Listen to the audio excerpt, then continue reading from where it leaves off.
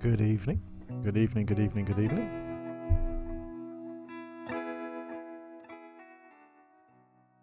It's the third session tonight. Just turn that music off, shall I?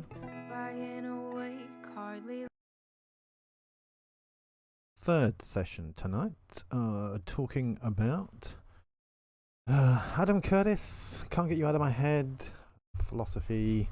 Trying to sort of, as I've said, do philosophy in public. I'm trying to think through, think with, against, think with Adam Curtis. Oh, that looks a bit rough. One of my things. Let's try that one.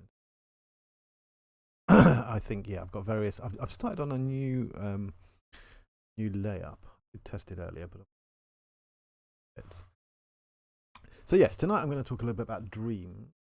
And part of that comes from reading this book, Dream and Existence. And it's a kind of strange, interesting book. It's a small book, and it has an early essay by Michel Foucault. It has this early essay by Michel Foucault. It's as an introduction to a piece by someone called Binswanger. The actual essay by Binswanger is called Dream and Existence, and Foucault's piece is an introduction to that. But in it, Foucault does this kind of really interesting thing that I kind of want to begin with, I suppose. I didn't quite get to the dreams from last time. Last time I was speaking about autonomy in particular. So that was the second session, and in the first session I was talking about the Marxist kind of model of crisis, structural crisis, as a different kind of narrative that we might lay alongside Curtis. So I'll maybe come back and circle back round to some of the other bits. But this relationship to dreams. Now obviously dreams are a kind of big part of, let's try. Dreams are a big part of my general research, actually. Try this. Bugging me. 1 second.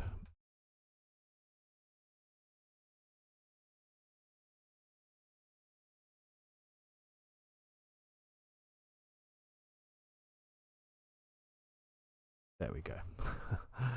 Check that through. There we go. Sorry, that was bugging me. So yeah, dreams are a big part of my research because at the moment I'm working on a text called The Freudian Spaceship. I'm actually running a course on that. I'll pop the details up below. Yeah, I'm running a course on I'm writing a book called The Freudian Spaceship, and I'm running a course towards the end of May called The Earth as a Freudian Spaceship, kind of based on that text that I'm working on at the moment. And in the middle of that text, or in the middle of writing about that text, I'm thinking a lot about Freud and Fanon, because that's essentially the kind of core starting points for that work. And so I've been thinking about Freud quite a lot, and have been probably now for a few years. And Freud plays this very strange role with regard to philosophy. So my first encounter teaching Freud, or trying to teach Freud, was not as a psychoanalyst. I'm not a psychoanalyst, I'm a philosopher. So my first encounter with Freud was trying to teach him to second year at the University of Greenwich, where I used to work. And the course was essentially Freud versus Sartre. I love a bit of existentialism, and the reason they're posed together, or in contrast, is because between them, Sartrean existentialism is quite hostile to Freudian psychoanalysis. And Sartre himself develops what he calls an existential analysis, psychoanalysis. I mean, that's part of what Being and Time actually is intended to do, is partly intended to develop that. And so there's like this nice kind of explicit argument between Sartre and Freud. Well, not between Sartre and Freud, but, Sartre argues with Freud. Freud's already dead by the time Sartre gets there, but, so it's not really between them. But Sartre argues with Freud. And at the heart of that argument is this relationship to the transparency of self-knowledge, whether it's possible to essentially have a clear sense of our own intentions, experiences, consciousness. And one of the things that Sartre argues against the Freudian account is that it is possible to have this kind of transparency, and this kind of Freudian model of the unconscious can't cope with this transparency. It has to sort of put it aside and ignore it. It's a very rough outline. And so there's these tensions between our different concepts of consciousness that are kind of brought to a fore between this debate between Sartre and Freud. And so, I mean, I think when I started, I was much more on the side of Freud in many ways than I was the side of Sartre. And I'm probably still more on the side of Freud than I am on the side of Sartre. But I think that it's a kind of almost like a necessary corrective. There's something really interesting in the way Sartre kind of, and dealing with the way Sartre reproaches Freudianism, or its kind of failures to deal with consciousness adequately. And so I mean, that was kind of my first real encounter with kind of Freud actively, in a sense in which I was teaching him and therefore having to engage with him actively. But for the last 5 years, I've been kind of engaging with Freud a lot more, in a lot more sense. The interest in the last 5 years has been, of my work around Freud, has been a kind of fundamental problem with the nature of the way repression is established in Freud. And what's sometimes called primary repression, which is kind of the moment at which the unconscious is, as it were, formed. It's the constitutive formation of the unconscious. The unconscious isn't just automatically there, it's kind of formed in a constitutive moment of primary repression, which are these relationships between pleasure principles, reality principles, and all sorts of other sort of things that you can get going from Freudian theory. But in a sense, this kind of primary repression involves this kind of production, not just of a self-deceit. That's because it's not really a deceit, but a kind of a manipulation by something that's automatic. Let's pick up on the theme of last week. A kind of automatic avoidance of the direct contact with the world, or some way of negotiating that direct contact with the world, to kind of, and it's this kind of primary moment of in a sense, not being passive in relationship to the world's effect on us, actually having kind of a creative relationship to that. In a sense, this is kind of, it might be the kind of primary moment of repression, but the way in which Freud deploys it is with these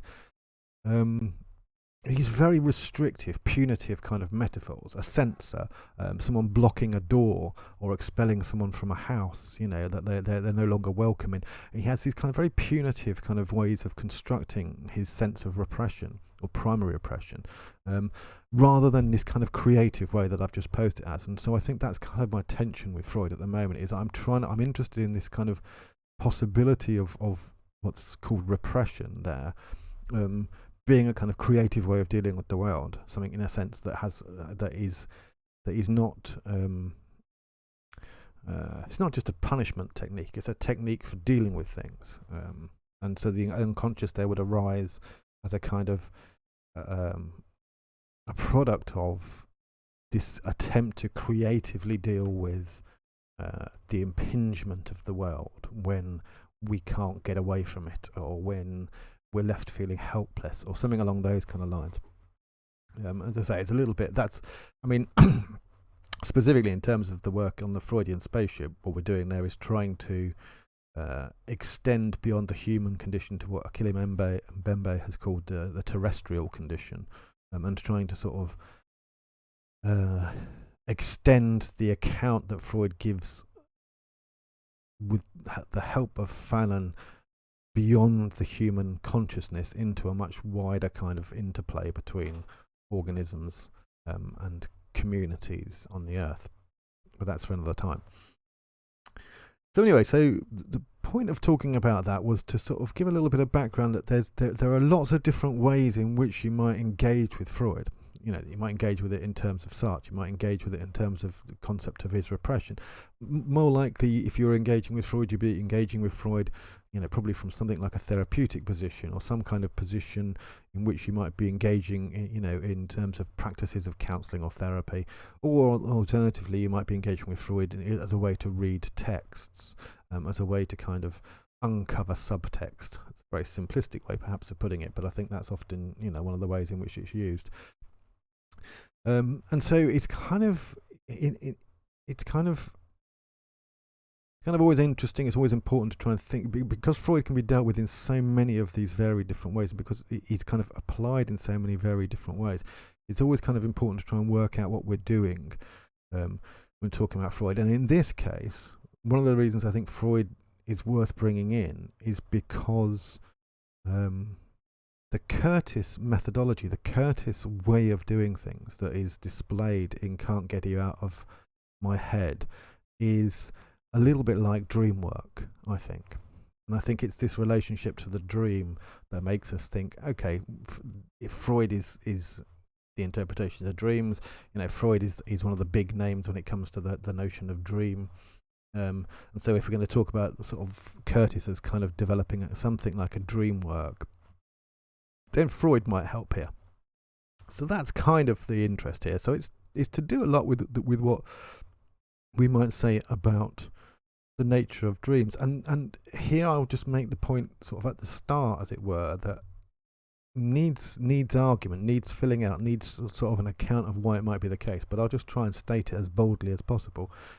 And it's this. In Foucault, in that book I mentioned, Dream and Existence, in the Foucault text, one of the things that Foucault argues is that the dream, remember he's writing an introduction to this guy Binswanger, and Foucault argues that the dream has to be reconfigured, not as something that is, as it were, processing the past, but as something that's creative of the future. And its primary activity, its primary purpose, the dream's primary sort of existence is as a kind of the birth of creativity, the birth of a kind of forward moment, a kind of projection out, or sometimes what's called ecstasis, in Heideggerian language, kind of opening up or projection out into a particular kind of future. And so the dream in this situation becomes something far more creative, far more powerful, far more political, I would say. And I think that it's kind of, in looking at Curtis's account of the sort of movement over the last 50 years, let's say, 40 to 50 years, what we see is we see this attempt to sort of operate these connections that he's drawing upon, these kind of these connections he spoke about last time as time and propinquity, the Garrison function connections, the guy from the CIA who tries to sort of reorganize how we're going to see patterns, and we're going to see them through time and propinquity.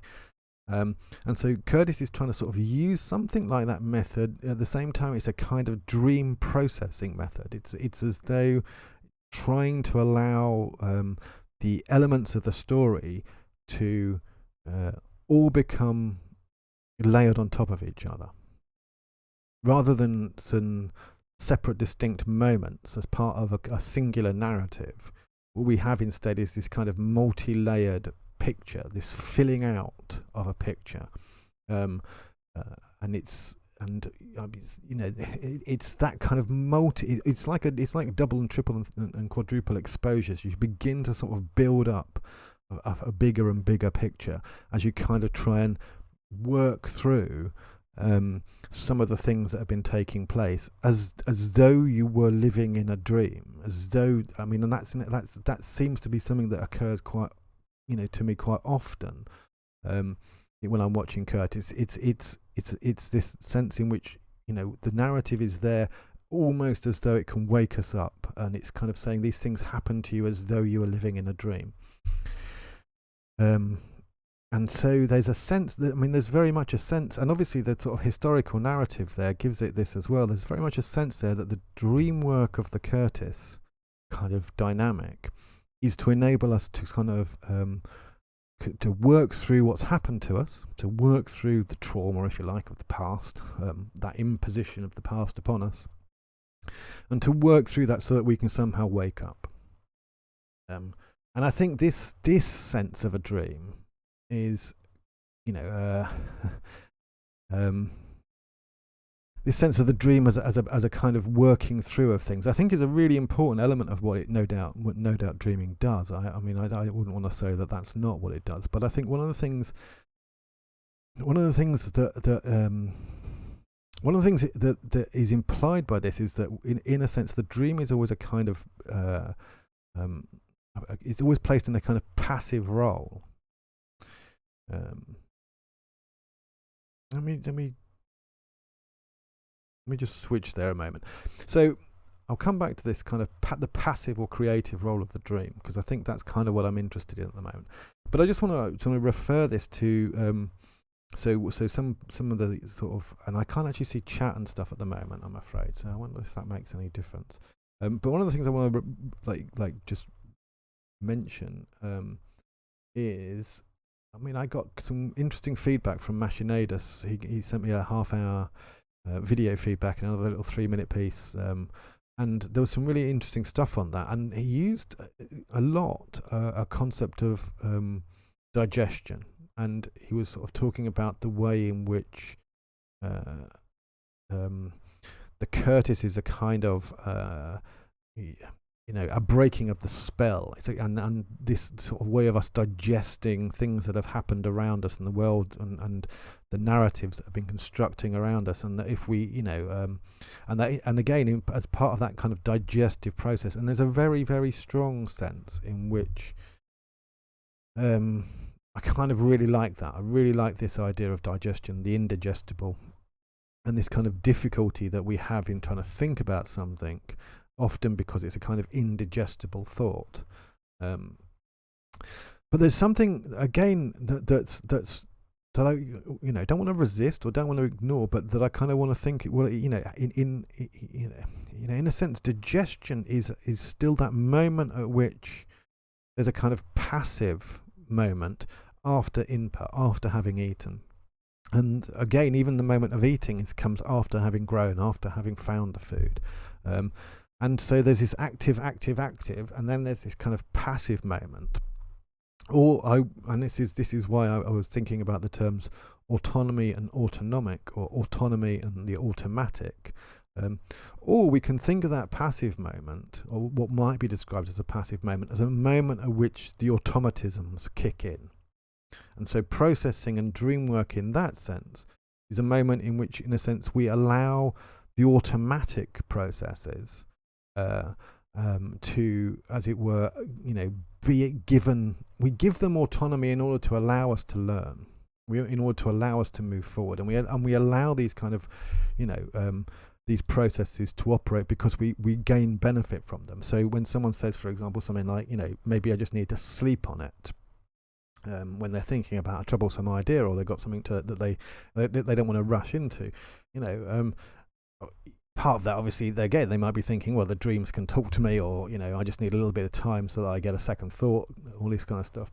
But I think part of it is also allowing that kind of sense that if you keep something kind of semi in mind but you don't focus on it, it's as though the brain is doing its thing. It's kind of whirring away behind us, and we can kind of let our unconscious, our subconscious, we have all these kind of ways of like giving an explanation of this. And in fact, as I say, I think sometimes it's a matter of we're putting it over to autonomic and automatic processes because we know that they can be positive, they can be useful, they can be fundamentally necessary inputs before we kind of make anything, before we decide anything ourselves. And so in the dream, I think I want to kind of think about the way in which it's often posed in this kind of sort of passive role, try and rethink that as a kind of automatic or autonomic role, and then think about the dream in relationship to the autonomic or the autonomy automatic kind of negotiation that I mentioned in the last session. And so that's kind of I can feel that I should have been able to now that I've said it out loud, be able to write all this down into a simple paragraph that probably lasted about a minute to explain. But that's part of this process of trying to do philosophy in public, because I have to kind of sit and read and think and make notes, and then I have to try and talk through it. And as I'm talking through it, I can kind of hear bits that don't work or bits that do work. And of course, once you've talked through it, you think, oh, I could do that. Yeah, that would take a paragraph to write down. So that's that's part of this process. And when Mashinada sent his comments over, he was like, he noticed something that I was kind of not making explicit, which is part of doing this, part of these sessions, is to try and produce or help produce a different image of what a philosopher looks like. I mean, obviously, I'm still an old bearded white man. That doesn't really fucking help. But I'm not some, I'm not stuck in an ivory tower somewhere or whatever you want to call it. Anyway, off the topic slightly. So coming back, thinking about dreams, thinking about them as having been placed into this sort of semi-passive role, trying to rethink the passive role as the autonomic or the automatic in negotiated relationship with the autonomous. That's kind of where I'm sort of at with that. And in that framework, what is it that Curtis is doing? What is it that Curtis kind of keeps going on about? And I want to just draw a clip from Curtis at this point, because I think it kind of gives us an indication. This is from episode 4. But what if the people are stupid? And it's about 35 minutes in. So I'll just pull this up for us.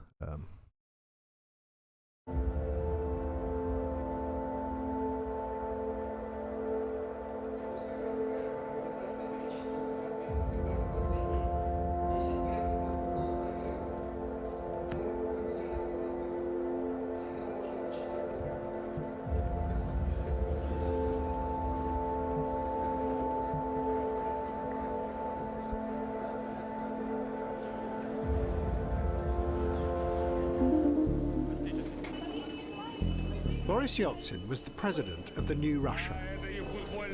He had promised to turn the country into a mass democracy.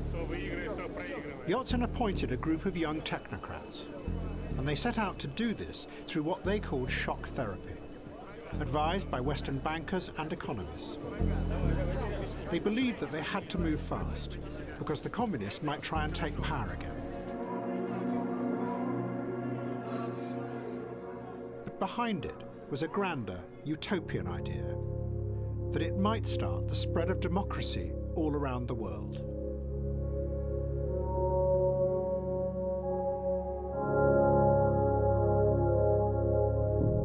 But at this very moment, in the West, the opposite started to happen.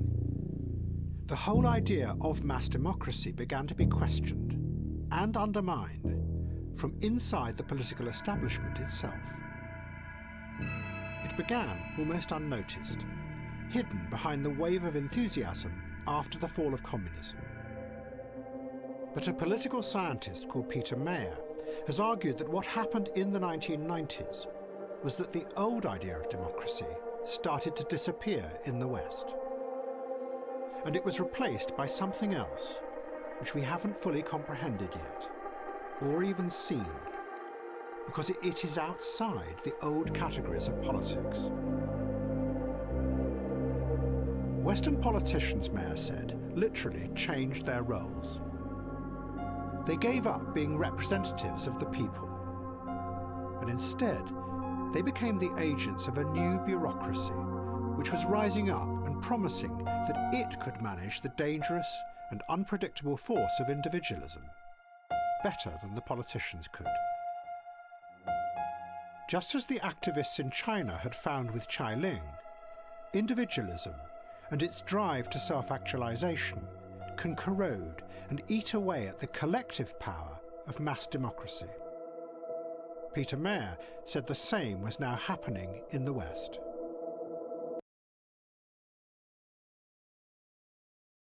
So, I mean,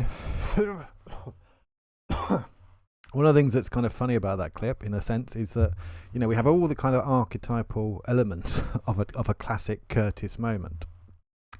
So it starts with this kind of strange scene here. In this is, you know, this strange scene with this bird.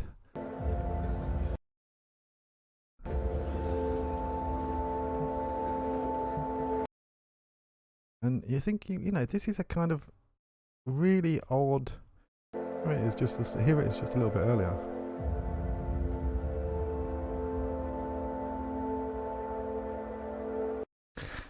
I mean, this is a kind of bizarre little, you know, you've got a piece of video that's got, like, you know, all the important politicians on their places, and the person who's taking the video, the camera person, is bored, fascinated, picks on the bird as it's coming through, and I noticed, like, you know, the crappy carpet and like this slightly knackered bird, and you're thinking, well, how did the bird get in? There must be a broken window, or, and there's all these kind of strange things that are kind of sort of suggested by this. As well as obviously all the kind of possible symbolism we might have around a bird. And this is what I kind of mean by a kind of classic Curtis moment. So we begin with this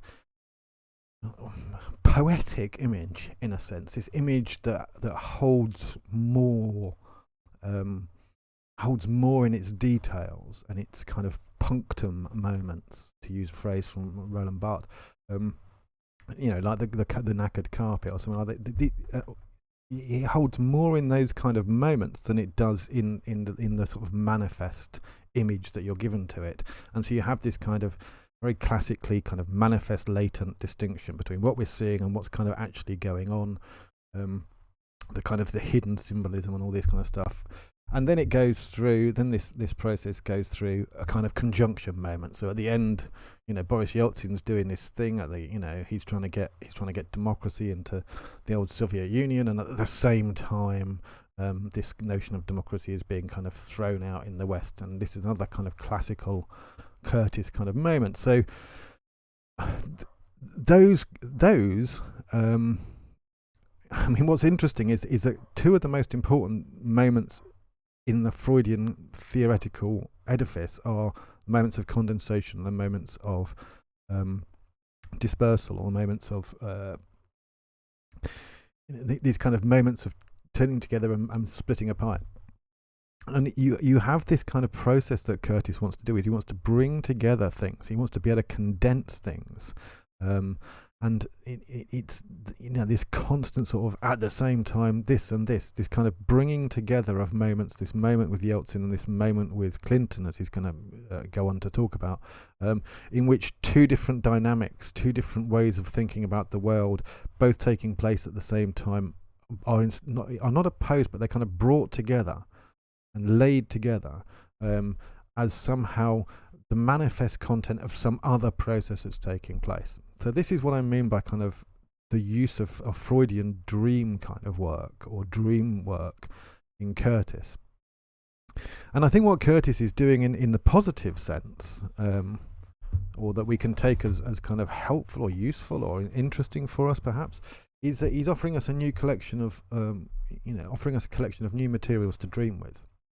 And I think that's one of the most interesting things about the Curtis videos, the Curtis presentations, in a sense, is that what they do is not give you a new political theory. They don't give you a new full story. They don't give you a new kind of they don't give you a new concept of any particular kind.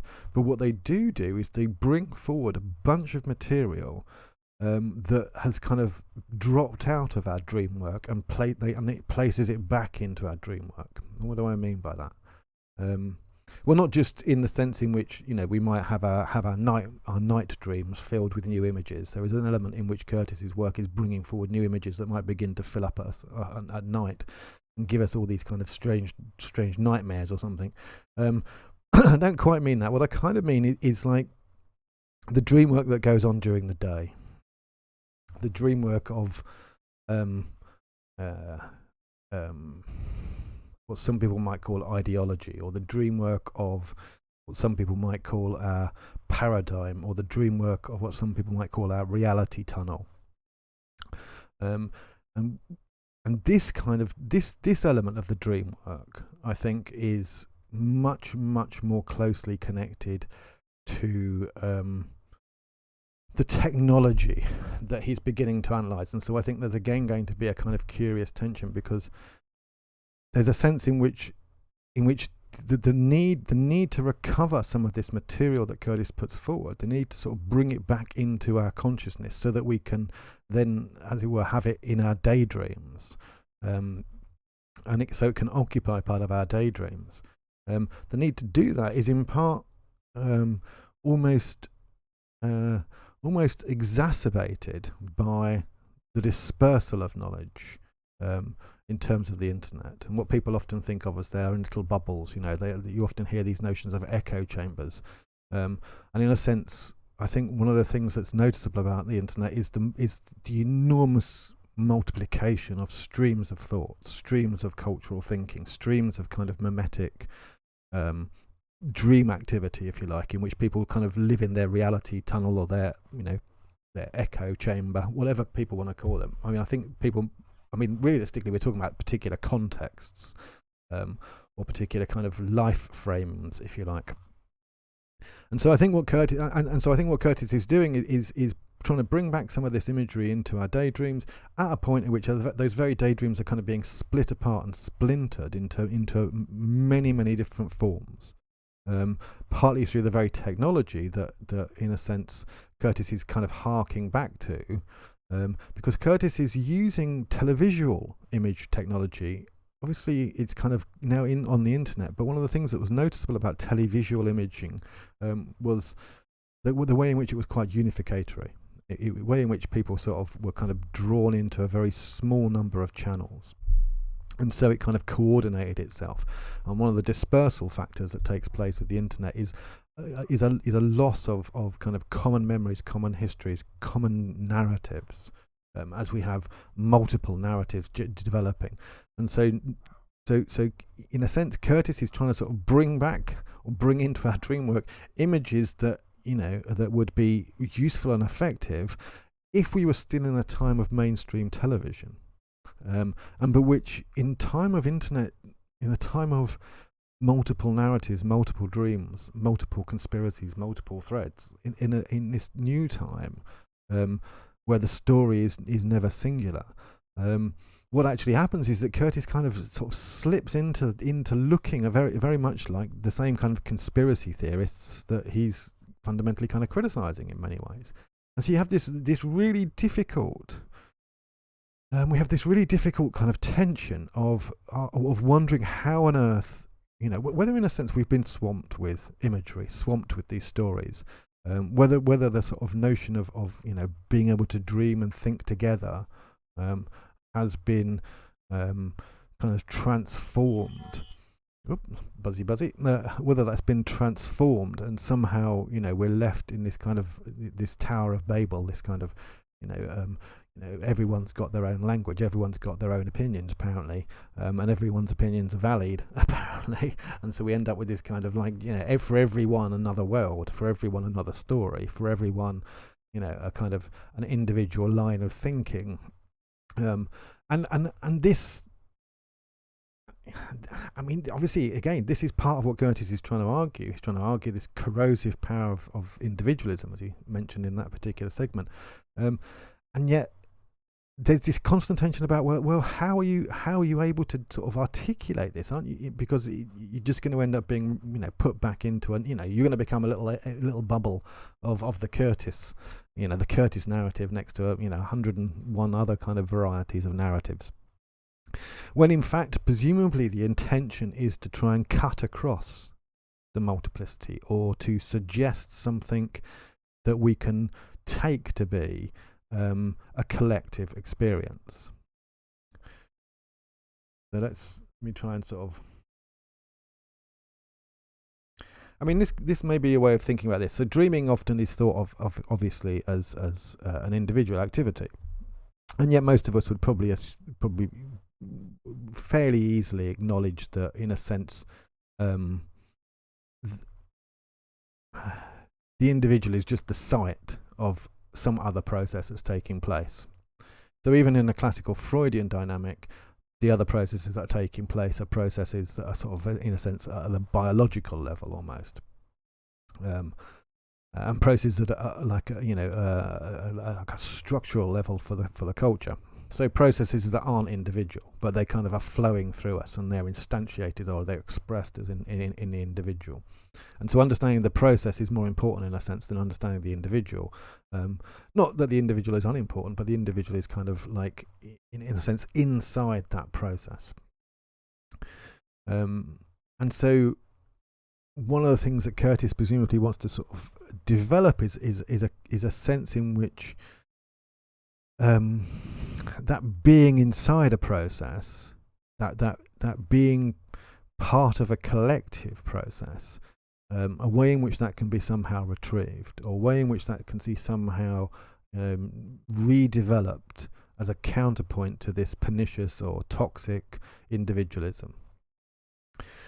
And so I think, I think Curtis is kind of lacking in many ways in that.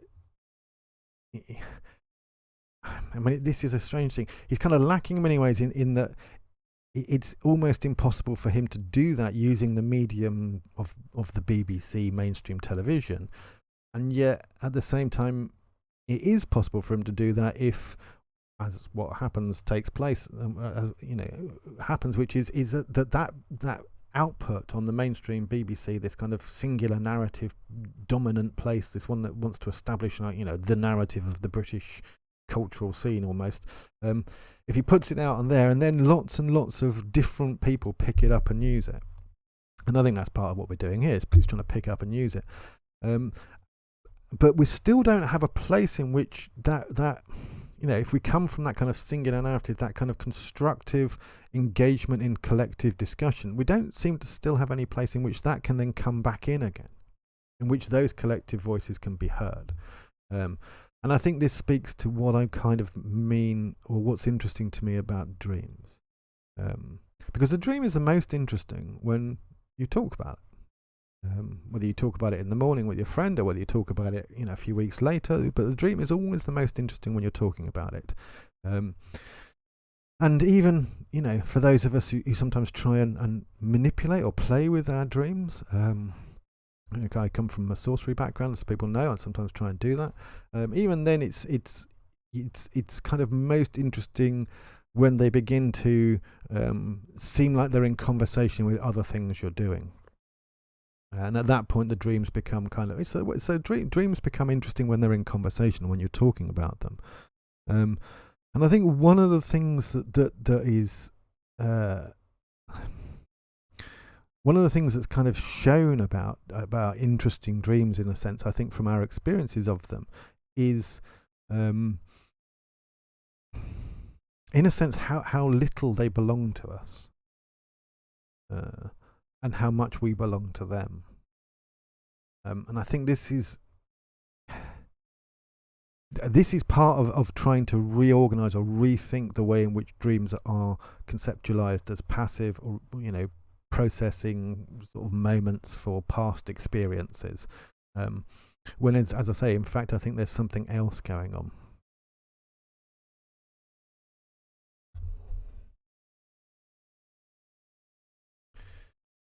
And so one of the ways in which, let's say, that Curtis is, offering a collection of new materials to dream with, although there's still difficulties about how we might do that dreaming collectively rather than individually. One of the things we can do, perhaps, is think of that process of him offering a collection of new materials to dream with as a way of returning to the ancestors. And I think Curtis is, in a sense, prompting a kind of a returned or haunted image. And in fact, that's very central to this particular series. This kind of sense of being haunted. In many situations, this is being haunted by colonialism, and by colonial horrors, and in the end, that thesis of being haunted by the past, and haunted by colonialism, haunted by the kind of methodologies, the ways of being that arise from colonialism. One of the theses that Curtis is developing here is that infects even the cybernetic. It affects the computers and the technologies of control that are established through computers and through the computer networks. And so when we so this kind of this bringing in this return of the ancestors that we encounter. It's not just a process plainly that takes place in Curtis. I see a similar process regularly taking place inside the left-wing kind of circles that I move in, revolutionary circles sometimes, and other times just sort of standard lefty, socialist communist circles. But one of the things that's very present in those circles is, again, an attempt to kind of, as it were, ensure that the ancestors are there. Often in the form of revolutionary heroes, or sometimes moments of history that need to be remembered, and a continual kind of process taking place of like telling the stories of those who've gone before, telling the stories of the ancestors, keeping the ancestors alive with us. So in the IWW you have people like Joe Hill. In the Labour Party you have Keir Hardie, and you have all sorts of Sylvia Pankhurst for the suffragettes, and you kind of constantly have this sort of the names of history brought with you, the ancestors brought with you, and there's a constant sort of loss and renewal of some of these. And just as in any relationship to ancestors, in some ways there's a constant loss and renewal, as some are slipping away, and others are returning, as some stories are forgotten and others are remembered. And I think this is in a sense one of the things that Curtis is doing.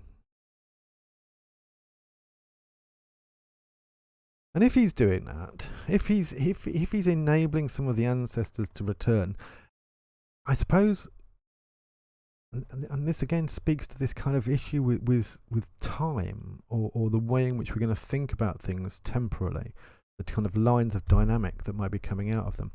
So one of the things that seems to be going on is that he seems to be trying to suggest something like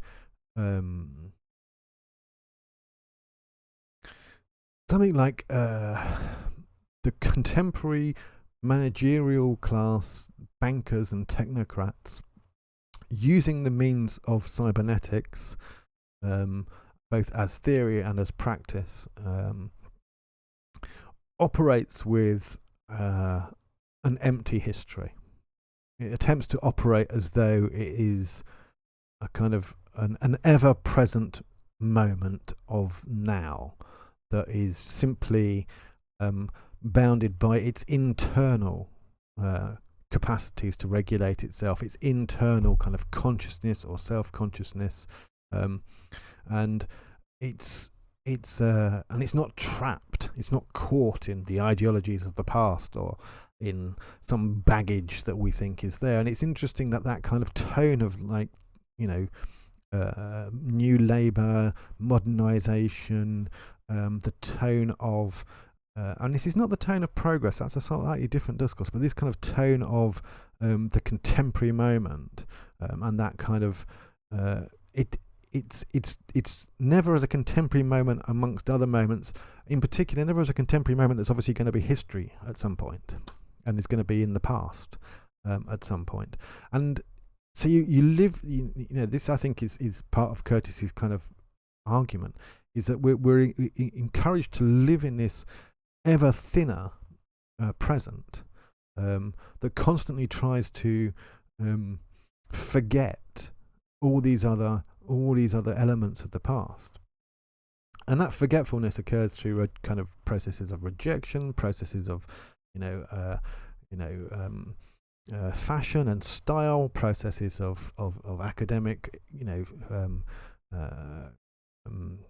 not fashion, but kind of academic struggle or academic shifts, as one thing goes in and one sort of theory goes in a fashion, another comes out, and so that kind of continual present, plainly a present moment of capitalism, for people like Curtis, and you see this also inside some important academic disciplines, for people like Curtis, one of the ways in which they want to kind of enable the past to come back in, or enable the ancestors to be, back with us, is through an image of haunting, and through this image of being haunted by the past.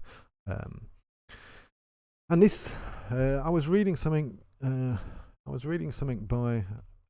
Actually, this is something that was part of the text I'm working on with Eric Harper, that I came back to this recent week, just when I was going through and doing some editing and some notes. And I was reading this again, because this kind of puts the argument forward very, very clearly. So this is from an online journal called the Post-Colonial Text, and this is an essay. You can see here, this is Post-Palliative Coloniality's Affective Dissonance by Ranjana Khanna from Duke University. And they have developed, and they argue that,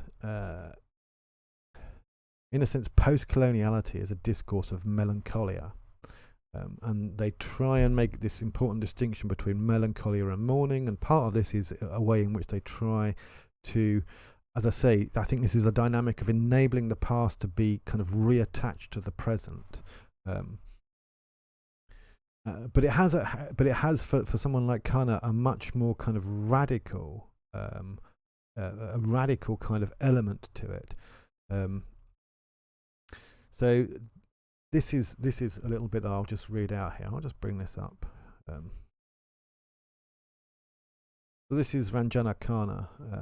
Melancholia, however, is not simply a crippling attachment to a past, but acts like a drain of energy on the present, even though it is indeed an impoverishment of ego.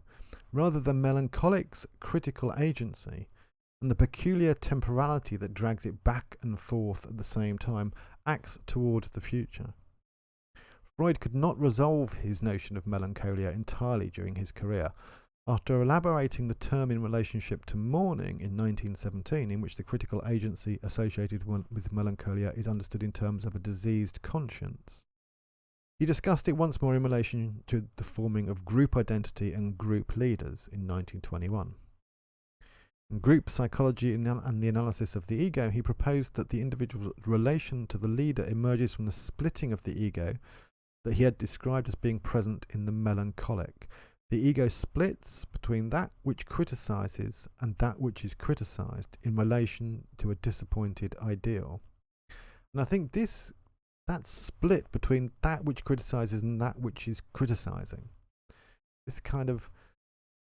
this sense, I think, begins to speak to what Curtis is doing with the figures of the revolutionary and the figures, generally of the kind of leftists there, and why we're kind of caught with this melancholia in something like post-colonial studies. So, in a sense, the melancholia is produced because, that which is being criticized, that which is doing the criticizing, these have to be kind of split apart, and essentially the colonizer, is in a sense the colonized discourse, the discourse of the West, the white West, if you like, is but also the discourse of the colonized themselves. These are both kind of both in this kind of, they can't be celebrated, I suppose, and that's kind of what's in a sense interested in this notion of melancholia when it brings it into the present, is that this splitting between, this sort of kind of internal splitting between that which is doing the criticizing and that which is criticized. This internal splitting in such a way, it's like as though, let's say I'm essentially self-critical at this moment. The way in which it's posed in terms of melancholia is as though it can't be celebrated. And what's interesting about that is, of course, it's quite different from the way in which we would describe something like the process of learning, in which that which I previously thought I knew, I now know I didn't know, or that which I previously thought I knew, I now know to be wrong. And the way in which that, when we talk about learning, we try and give it a positive value. When we talk about melancholia, it's as though it has this kind of dragging value. And that's not to say that I think the discussion or the arguments around melancholia as part of a kind of critical agency that Kana develops are wrong. I think they're really interesting. But it's just this tone of failure, this tone of lack, this tone of loss and elegy that is beginning to make me feel uncomfortable at this point. And it's to do with, again, with this tone that I find in Curtis, this which I described last week as the tone of the kind of liberal Guardian reader, the sort of archetypal image of the Guardian reader. And as I say, that's one of the reasons I'm engaging with Curtis, is partly because, this is a kind of key figure inside our contemporary political discourse, and one that, as a revolutionary, I feel a need to try and understand, as it's far more dominant than the revolutionary subjectivity. And so it's this tone of elegy, this tone of loss, this tone of something negative, this tone of that which cannot be celebrated. All of these kind of elements I find inside this kind of political discourse, and I think, Curtis is kind of expressing this kind of melancholia that Kana theorizes in terms of post-colonial discourse, and he's expressing it very, I think what's in a very clear sense almost what Curtis is doing.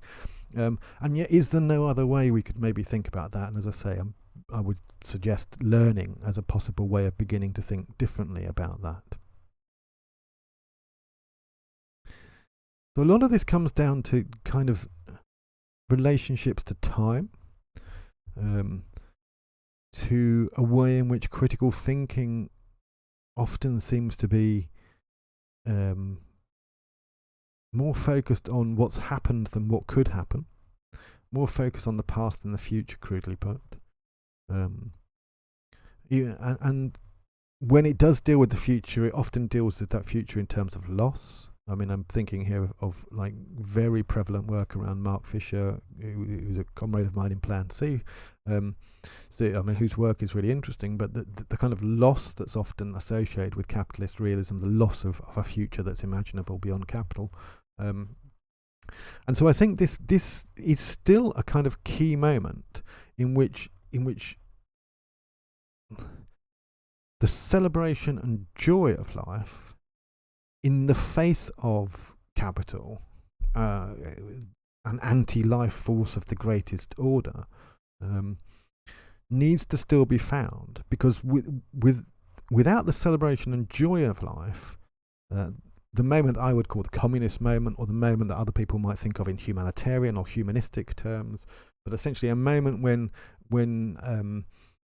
it feels like the excesses of power have been minimized and placed back onto the scale of the human, let's say, which I think is how I kind of think of those moments when we're no longer dealing with these aberrant monsters of power that rage like storms and nuclear furnaces across our economy and across our social structure. When that moment, of communism, or that moment of humanism is kind of thought, I don't think of it as a kind of sad moment. I think of it as a moment that comes from celebration and joy, and a kind of. I'm not thinking about it in terms of, some sort of elegy. I'm not thinking about it in terms of some sort of imaginary future that we couldn't possibly have. And so I think there's something there to do with that temporal moment and how you're orientated. And it's not as simple as whether you're faced towards the past or whether you're faced towards the future. It's not as simple as that, but there's an element of that, whether you're faced towards the past or whether you're faced towards the future. But there's also an element of, like, as it were, if you imagine like a beam of light coming off of your head, whether that beam of light is facing the past or facing the future, whether it's going in both directions, whether it's, there's a kind of a different set of images that we can kind of construct, a different set of characters, if you like, that we can kind of construct. And I think the one that the liberal Curtis has, that kind of character, for them the future is simply dark. There's nothing to see. and it's a kind of an image of the future that's often associated with kind of, you know, simple brute materialism or simple brute atheism, or, you know, I mean, occasionally you find it in Nietzsche, a kind of a way of, like, you know, preventing our hubris as a human, and sort of going, well, no, the world is going to end, the end of the universe is going to end, we're all just, you know, small specks of dust on a you know, an infinitesimally irrelevant, like, planet somewhere. And so all of our kind of big thoughts are all just hubris, and it's like, yeah, and your problem with this is, your problem with hubris is what? You don't find it funny? You don't enjoy it? Is it no fun for you? I mean, I think the person often engaged in hubris is having fun, and celebrating possibilities, potentials, futures, and in a sense, to try and bring it back. We're going to finish in a minute, so to try and bring it back to the kind of stuff around the dream. In a sense, that the kind of person with hubris is living a dream, producing a dream. It is a kind of, you know, if the dream, as Foucault suggests, is a kind of movement towards the future, an opening up of creativity, a kind of, rather than a processing of the past, then that figure of hubris is, you know, again, future orientated, opening up a future, and has the hubris to believe that they actually, you know, actually will probably live in that future, or some kind of future made by their own hubris. And I think this shift in almost a kind of ethos, this shift in a sense of feeling of why you might be engaged in struggle, or why you might be resisting capital. I think this shift to an ethos, you know, of an openness to the future is kind of fundamental, and it's a fundamental difference between what I would call a revolutionary consciousness and what I think is there in Curtis. Now, at the back of the head there is, and I was reading a little bit, going back to it a little bit, at the back of the head there is this common way in which this argument would be deployed, which is that, you know, what I'm suggesting here is a politics of joy, a politics of increased capacity, and that this all derives from a kind of a political philosopher, political theorist called Benedict Spinoza in the 1600s. And this Spinozan politics is all very well and good, but it kind of, you know, misses all the important things about power. It misses all the important things about individual experiences, lots and lots of other arguments. And there's a strong sense in which I think I am drawing on the bit of Spinoza. So what I thought I would do is probably look at that a little bit explicitly. So next week I'm gonna try and touch on the Spinoza. I'm going to try and touch on, in particular, Proposition 2 from Book 3, which is the famous proposition about we don't yet know what a body can do, but it's also the famous proposition that includes the eyes wide shut notion, for those of you who are familiar with that, dreaming with your eyes wide open, dreaming with your eyes wide shut, the kind of distinction that you might want to make. So next week, a little bit of Spinoza. I'm going to be trying to write up some of these notes for the notebook. I've been going through some notes from Machinadas, who came in. That was great, and thank you very much. I'm still fiddling with my setup. I have a new kind of I have a new setup that's going to take a little while for me to get kind of familiar with, but it includes little things like this. I can make little pop-ups. Anyway, that you probably don't need to know that. But that's so. Next week, a little bit of Spinoza, maybe a little bit of writing notes up. Had some notes from Machinadas, and I'm probably going to respond to a little bit of those, probably on the Discord as well. And I'm imagining I've probably got another 2 or 3 sessions before I will close down. Before my course, I will be teaching on the 24th of May on the new course on Earth as a Freudian Spaceship. So I'm going to probably take a 2-week break before that.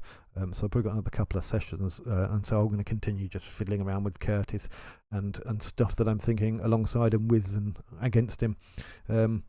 All right, thank you very much, everybody, and I will hopefully catch some of you soon at some point. As I say, you're always welcome to join Discord and chat more there, or ask questions, or send me video clips and all these kind of things. All very lovely. Thank you very much, everybody.